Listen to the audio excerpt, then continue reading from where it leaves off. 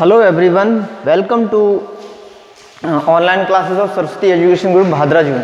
ये मैं आज आप लोगों के लिए 9th क्लास का चैप्टर सब्जेक्ट मैथ्स का चैप्टर फर्स्ट का वीडियो 2 लेके आया हूँ। फर्स्ट वीडियो में मैंने आपको ये बताया था कि हमें क्या क्या पढ़ना होगा, है ना, सिलेबस क्या रहेगा हमारा। ठीक, NCERT सिलेबस क्या है, कुछ बच्चों के पास बुक्स नहीं है ना, ऐसे कुछ प्रॉब्लम नहीं है, इसके लिए पहले मैंने बता दिया था। अब देखो अपने सेकंड देखते हैं।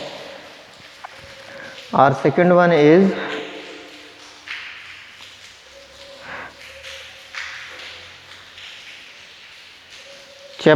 क्वेश्चन नंबर फर्स्ट का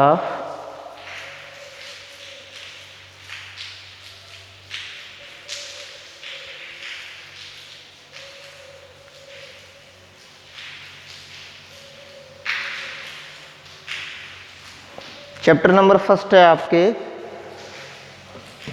संख्या पद्धति। संख्या पद्धति। अब देखो संख्या पद्धति में आज अपने देखते हैं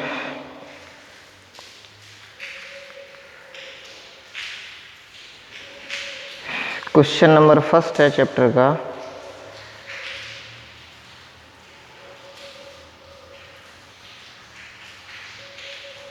हाँ जी, exercise number 1.1 question number first. Exercise number 1.1 question number first है, क्या शून्य एक परिमेय संख्या है? क्या, मैं लिखता जा रहा हूं, क्या शून्य एक परिमेय संख्या है? क्या शून्य एक परिमेय संख्या है? क्या शून्य एक परिमेय संख्या है? क्या इसे आप P/Q के रूप में लिख सकते हैं?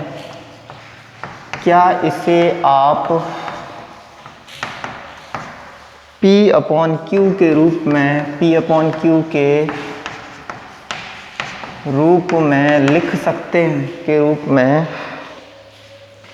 लिख सकते हैं, लिख सकते हैं, जहां P और Q पूर्णांक हैं, जहां P और Q पूर्णांक हैं, जहां P और Q पूर्णांक हैं, P और Q पूर्णांक हैं और Q is not equals to 0 है। जहाँ P और Q पूर्णांक हैं, Q is not equals to 0 है। ठीक, तो देखेंगे, क्वेश्चन स्टार्ट करता हूँ मैं। क्या शून्य एक परिमेय संख्या है? क्या इसे आप P/Q के रूप में P/Q के रूप में लिख सकते हैं, जहाँ P और Q पूर्णांक हैं और Q is not equals to 0 है।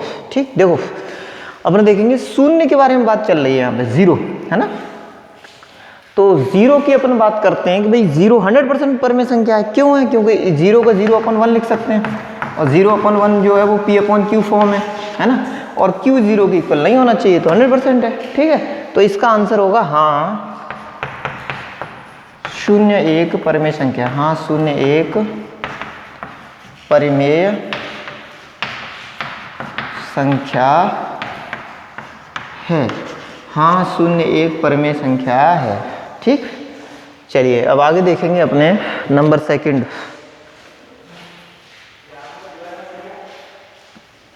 क्वेश्चन नंबर सेकंड, इसको रब करके मैं क्वेश्चन नंबर सेकंड लिख रहा हूं।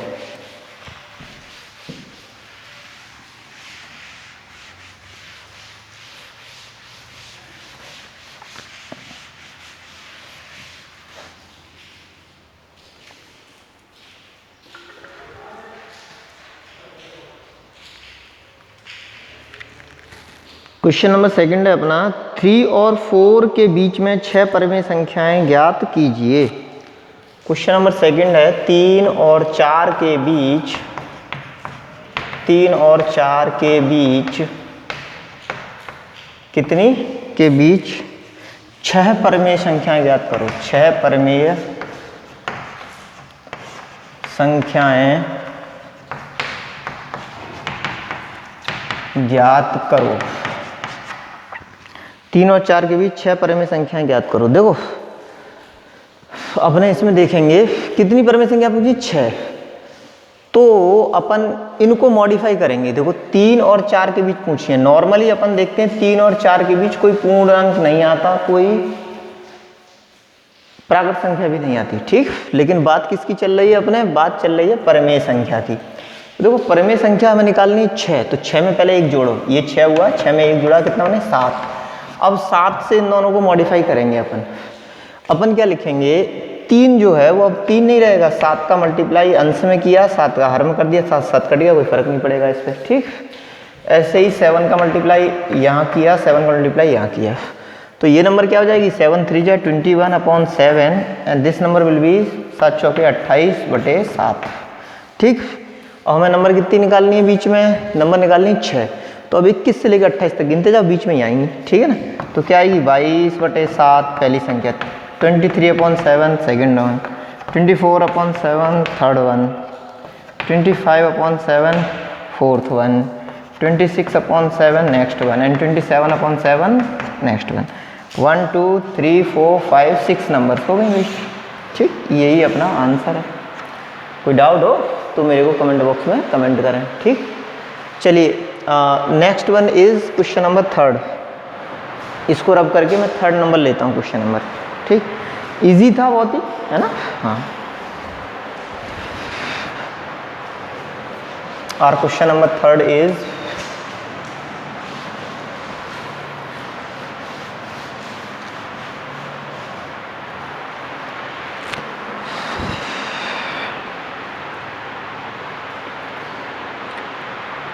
क्वेश्चन नंबर 3rd इज 3/5 और 4/5 के बीच 5 परिमेय संख्याएं ज्ञात करो। क्वेश्चन नंबर 3rd है 3/5 और 4/5 के बीच 3/5 और 4/5 के बीच 5 परिमेय संख्याएं ज्ञात करो, के बीच 5 परिमेय संख्याएं ज्ञात करो। 5 परिमेय संख्याएं ज्ञात करो। 3/5 और 4/5 के बीच 5 परिमेय संख्याएं ज्ञात करो। तो देखो ध्यान देंगे, इनके बीच 5 परिमेय संख्या निकालनी है, तो हमें पता 5 में 1 जोड़ो कितने हुए 6। 5 का भी कर दो मल्टीप्लाई तो यहाँ तो 5 से भी आ जाएगा, क्योंकि यहाँ कितना होगा 5 दिया 15 और ये होगा 5 चौक 20। 15 और 20 के बीच में 5 परिमेय संख्या 16 17 18 19, है ना, इस तरीके से। लेकिन चलो फिर भी हो सकता है कभी कम रह जाए, तो इसलिए इसमें 1 जोड़ लो सबसे पहले। उसमें देखो पहले 6 था, 6 में 1 जोड़ा तो 7 आए थे। ऐसे ही 5 परिमेय संख्या निकालनी है, तो 5 में 1 जोड़ो कितना हुआ 6। अब 6 का ऊपर नीचे मल्टीप्लाई करो। ये नंबर है अपनी 3/5 और अगली नंबर है अपनी 4/5, ठीक। तो हमें पता है 6 से ऊपर नीचे मल्टीप्लाई करना है। यहाँ 6 से मल्टीप्लाई करो, यहाँ पे 6 से मल्टीप्लाई करो, यहाँ भी 6 से मल्टीप्लाई करो, हियर ऑल्सो 6 से मल्टीप्लाई करो, ठीक। 6 तिया 18 और अपॉन में 5 छिके 30, 4 छिंग 24 बटे 5 छिके 30, ठीक। आगे देखेंगे अपन 18 के बाद कितना आता है अगला। 18 के बाद अगला आएगा 19/30, उससे अगला आएगा 20/30, उससे अगला 21/30, उससे अगला 22/30, उससे अगला 23/30 और अगला तो है 24/30। देखो 5 हो गई ना, 1 2 3 4 5 नंबर हो गई। यही हमारा आंसर है, ठीक। ये भाई देखो, ये पहले आपके 7th क्लास में था, 6th में 7th में हमने निकाली थी बीच की संख्या। वो चीज़ आपको रिमाइंड कराने के लिए, उससे आपको कनेक्ट करने के लिए ये क्वेश्चन दिए। तो सबसे पहले हमें जितनी संख्या निकालनी होती है उसमें एक ऐड कर देते हैं। तो देखो यहाँ 5 परिमेय संख्या निकालेंगे तो 5 में जोड़ दिया 6, फिर 6 का ऊपर नीचे मल्टीप्लाई कर दिया दोनों में, है ना।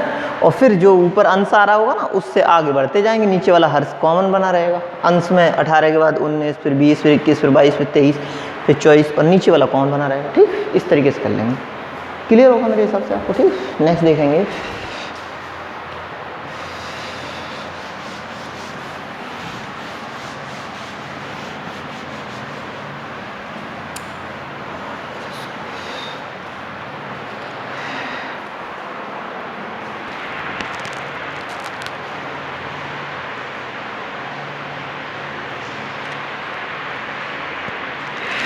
नंबर 4।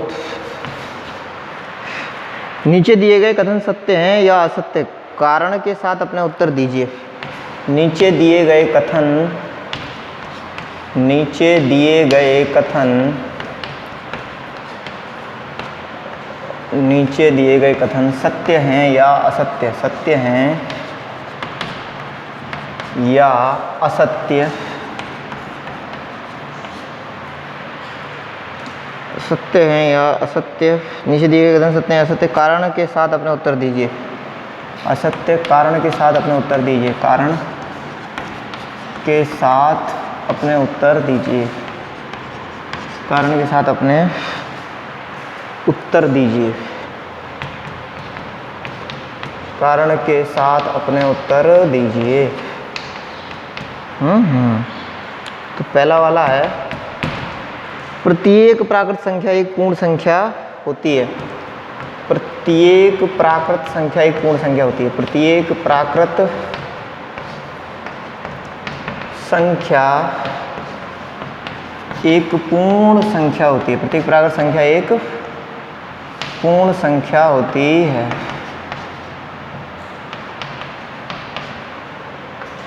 एक पूर्ण संख्या होती है। प्रत्येक प्राकृत संख्या एक पूर्ण संख्या होती है। नेक्स्ट सेकंड वन है प्रत्येक पूर्णांक एक पूर्ण संख्या होती है। प्रत्येक पूर्णांक एक पूर्ण संख्या होती है। प्रत्येक पूर्णांक एक पूर्ण संख्या होती है। पूर्ण संख्या होती है। प्रत्येक पूर्णांक एक पूर्ण संख्या होती है। नेक्स्ट थर्ड वन इज प्रत्येक परिमेय संख्या एक पूर्ण संख्या होती है। प्रत्येक परिमेय संख्या, प्रत्येक परिमेय संख्या एक पूर्ण संख्या होती है। प्रत्येक परिमेय संख्या एक पूर्ण संख्या होती है। प्रत्येक परिमेय संख्या एक पूर्ण संख्या होती है। ठीक, तो अपने देखते हैं। देखो पहला देखो प्रत्येक प्राकृत संख्या एक पूर्ण संख्या होती है। सबसे पहले जो अपना सेट वाइज अगर अपन चलते हैं, सबसे पहले तो आता है नेचुरल नंबर्स का सेट, फिर इसमें जब जीरो ऐड कर देते हैं तो पूर्ण संख्याओं का सेट, फिर इसमें जब माइनस ऐड कर देते हैं तो इंटीजर्स का सेट, फिर इसमें जब भिन्नों वाली संख्या या डेसिमल नंबर ऐड कर देते हैं तो आता है परिमेय संख्याओं का। ठीक, ये सीक्वेंस है अपना, यही अपना सीक्वेंस है। तो अपने देखते हैं प्रत्येक प्राकृत संख्या एक पूर्ण संख्या होती है। प्रत्येक प्राकृत संख्या एक पूर्ण संख्या होती है। प्रत्येक प्राकृत संख्या एक पूर्ण संख्या होती है। प्रत्येक प्राकृत संख्या एक पूर्ण संख्या होती है। तो भाई ये तो पक्का ही है कि जो प्राकृत संख्या होगी वो 100% आपकी देखो प्राकृत संख्या होगी, पूर्ण संख्या होगी, तो ये ट्रू है। ठीक, आगे देखो प्रत्येक पूर्णांक एक पूर्ण संख्या होती है। नहीं हो सकती ना, पूर्णांक नीचे है, पूर्ण संख्या ऊपर है, नेगेटिव वाले इसमें नहीं आते, तो ये फाल्स हो गया। ठीक, नेक्स्ट वन इज प्रत्येक परिमेय संख्या एक पूर्ण संख्या होती है। देखो परिमेय संख्या ये है और पूर्ण संख्या ये है, वो तो होगी, ऑफकोर्स होगी, है ना, क्योंकि प्रत्येक क्या है, परिमेय संख्या एक पूर्ण संख्या तो नहीं है, परिमेय संख्या पूर्ण संख्या नहीं होगी। परिमेय संख्या तो नीचे आ गया ना, पूर्ण संख्या ऊपर है। पूर्ण संख्याओं में नेगेटिव और बट्टे वाले नहीं होते जो कि परिमेय में होते हैं, तो प्रत्येक परिमेय संख्या कैसे हो जाएगी, तो ये भी फाल्स हो गया, है ना। नोट कर लें आप लोग और स्क्रीनशॉट ले लें। कोई दिक्कत हो तो कमेंट बॉक्स में कमेंट करें।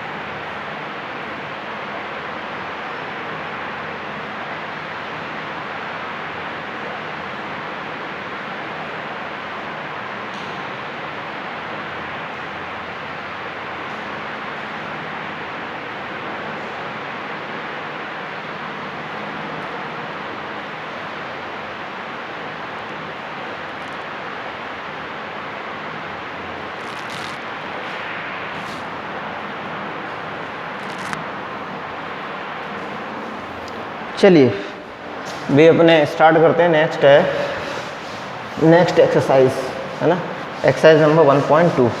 एक्सरसाइज फर्स्ट हो चुकी है, एक्सरसाइज नंबर 1.2 की तरफ बढ़ते हैं अपने।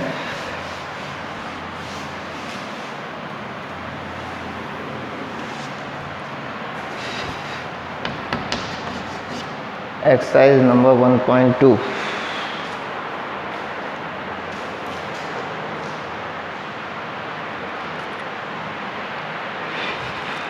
एक्सरसाइज नंबर 1.2 का क्वेश्चन नंबर फर्स्ट है, नीचे दिए गए कथन सत्य हैं असत्य, कारण के साथ अपने उत्तर दीजिए। नीचे दिए गए कथन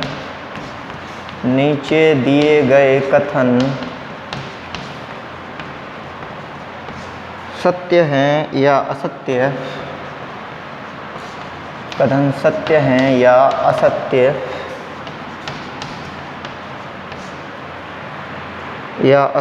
कारण सहित अपने उत्तर दीजिए। कारण के साथ अपने उत्तर दीजिए। कारण के साथ अपने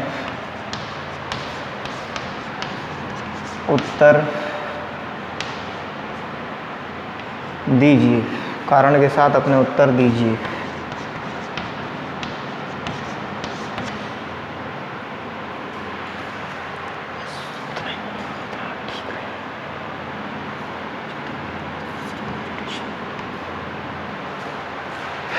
कारण के साथ अपने उत्तर दीजिए। तो पहले का पहला पार्ट देखो,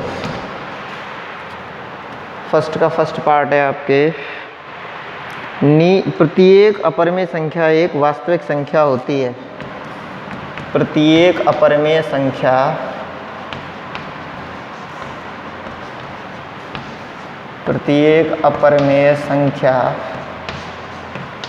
एक वास्तविक संख्या होती है।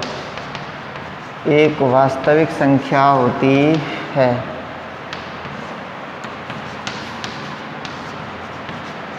प्रत्येक अपरिमेय संख्या एक वास्तविक संख्या होती है। नंबर सेकंड है आपके, संख्या रेखा का प्रत्येक बिंदु, संख्या उसके बाद रेखा का प्रत्येक बिंदु, संख्या रेखा का प्रत्येक बिंदु रूट m के रूप का होता है। रूट m के रूप का होता है। रूट m के रूप का होता है। जहाँ m एक प्राकृत संख्या है, जहाँ स्मॉल m एक प्राकृत संख्या है। स्मॉल m एक प्राकृत संख्या है। प्राकृत संख्या है। जहाँ स्मॉल m एक प्राकृत संख्या है। नंबर थर्ड वन इज,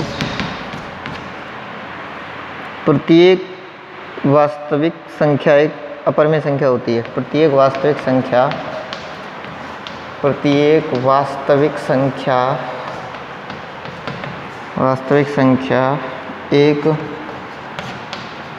अपरिमेय संख्या होती है। प्रत्येक वास्तविक संख्या एक अपरिमेय संख्या होती है। चलिए देखें भाई, डिस्कस करते हैं इनको।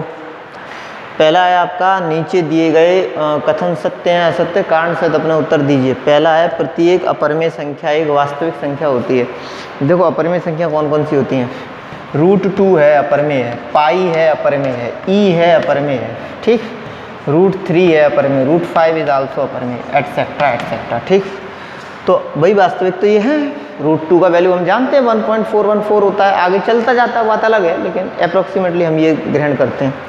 √3 का 1.732 होता है ग्रहण किया हुआ मान, ठीक।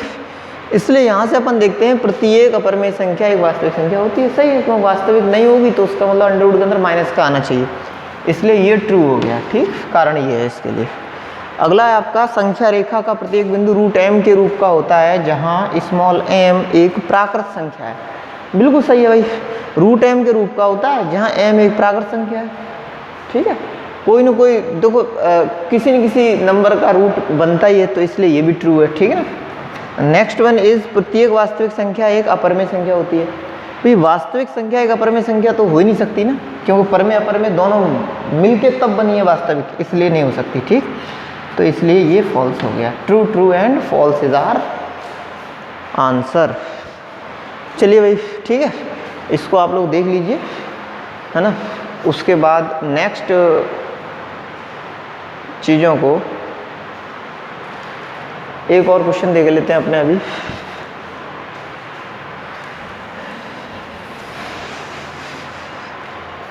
इसको मैं रब करने जा रहा हूँ, आप लोग थोड़ा सा देख लीजिएगा, है ना, मिसप्रिंट हो सकता है बुक में।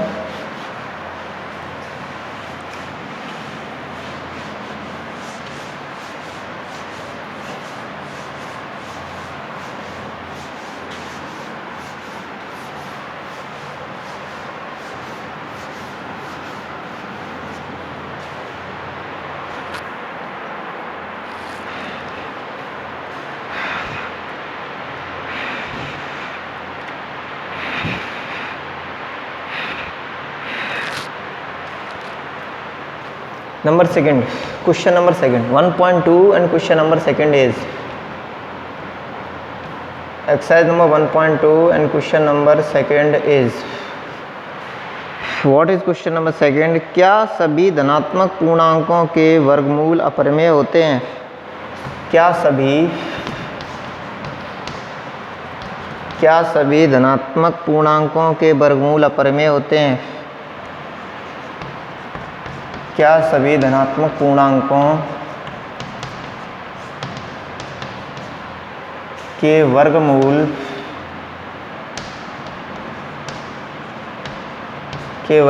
अपरिमेय होते हैं? अपरिमेय होते हैं। क्या सभी धनात्मक पूर्णांकों के वर्गमूल अपरिमेय होते हैं?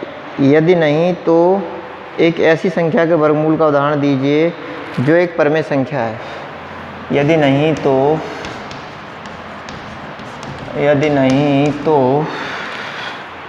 एक ऐसी संख्या के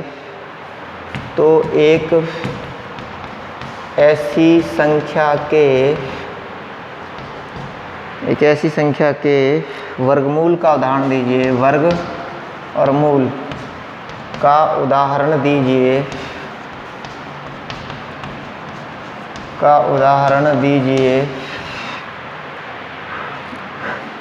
जो एक परमेय संख्या है। जो एक परमेय संख्या है।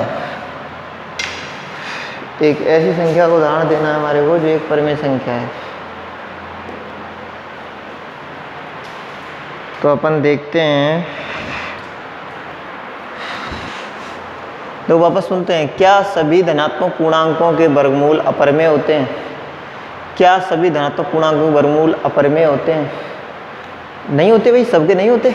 ये धनात्मक पूर्णांक है 4, इसका वर्गमूल आया 2, अपरिमेय कहाँ है? अरे √4 लिखेंगे ना, तो √4 को मैंने टुकड़े कर दिए 2 × 2, अब ये तो बाहर आ जाएगा ना 2, तो ये तो परमेय है। तो नहीं, यदि नहीं तो एक ऐसी संख्या के वर्गमूल का उदाहरण दीजिए। तो ये हो गया ना, पहले आंसर बना आपका नहीं, और नहीं में फिर उदाहरण मांगे, तो ये उदाहरण है। ये 4 ऐसी संख्या है जिसका वर्गमूल क्या है आपका? परमेय है, परमेय संख्या है ये। ठीक, चलिए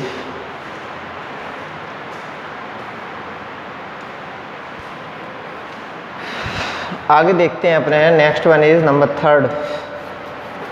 what is next one? Next one is number 3rd।